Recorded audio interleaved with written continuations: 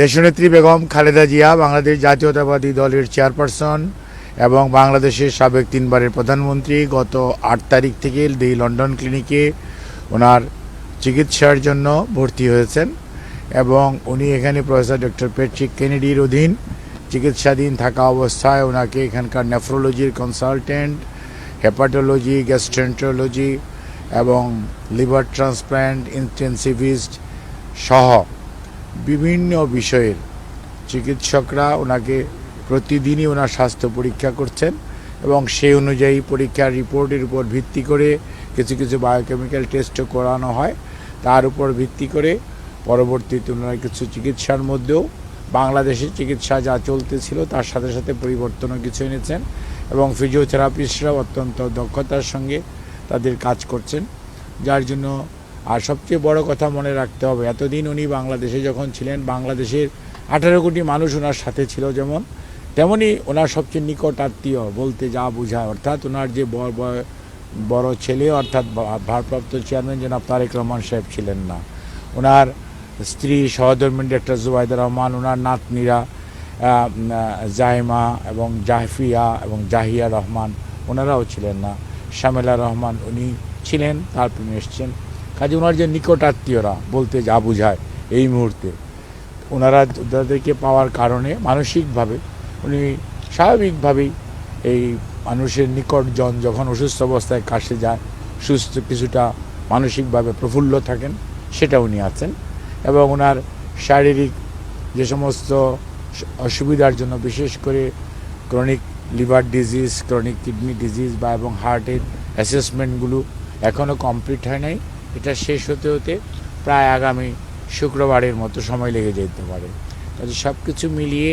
তারপরে ওনারা শুক্রবারের মধ্যে চেষ্টা করবেন যাতে একটা ওনার পরবর্তী চিকিৎসা সম্পর্কে একটা প্ল্যান করা যায়। এখন যেটা প্রয়োজন অতি দ্রুত বা অতি তাড়াতাড়ি যে সমস্ত পরিবর্তন আনা প্রয়োজন সেগুলো আনা হচ্ছে, বাট ওনার পরবর্তী চিকিৎসা যা কতটুকু প্রয়োজন বা কতটুকু লাগবে সেই সমস্ত বিষয়গুলো নিয়ে আমাদের চিকিৎসকরাও মেডিকেল বোর্ডের ওনার যে বাংলাদেশের member professor FM Siddiqui, professor Nuruddin, professor doctor Shahabuddin, doctor Zafar Iqbal Al Mamun সহ এবং ডক্টর জুবাইদা রহমান উনি সবসময়ই থাকেন। আমার ভারপ্রাপ্ত চেয়ারম্যান সাহেব তো দিনের মধ্যে প্রায় দীর্ঘ সবসময়ই ওনার পাশে থাকার চেষ্টা করেন। যে সার্বিকভাবে ওনার চিকিৎসার ব্যাপারে দেশবাসী যেমন উদ্বিগ্ন, ঠিক একইভাবে এখানকার চিকিৎসকরা অত্যন্ত নিষ্ঠার সঙ্গে হসপিটালের প্রত্যেকটা স্টাফ তারা কাজ করছে এবং এখানকার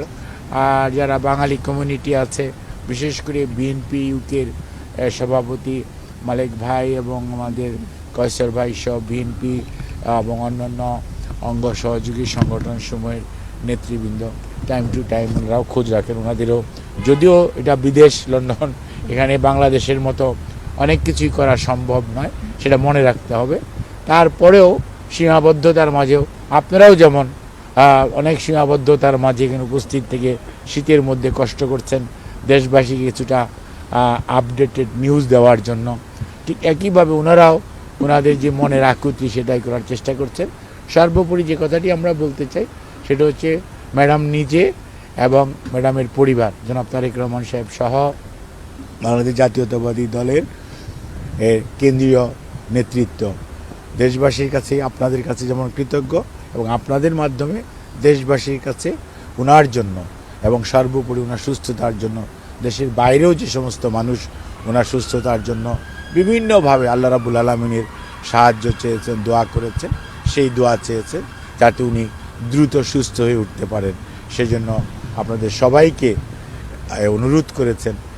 এবং আপনাদেরকেও ধন্যবাদ জানিয়েছেন যে আপনারা কষ্ট করছেন। এবং আমরা যখন বলি যে শীতের মধ্যে ওনারা দাঁড়িয়ে আছে তখন অনিচ্ছা সত্ত্বেও ঠিক আছে যাও মানে কথা বলতে বলে, অর্থাৎ উনি কিন্তু